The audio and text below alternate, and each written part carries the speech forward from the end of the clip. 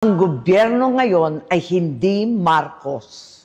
Ang gobyerno ngayon ay Romualdez at Araneta.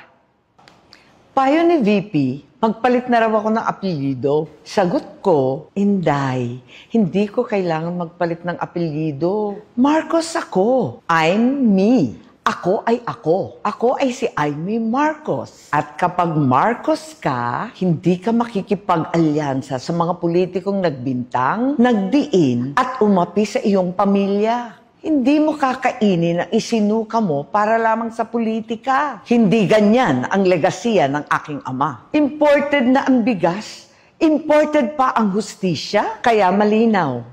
Ang gobyerno ngayon ay hindi Marcos. Ang gobyerno ngayon ay Romualdez at Araneta.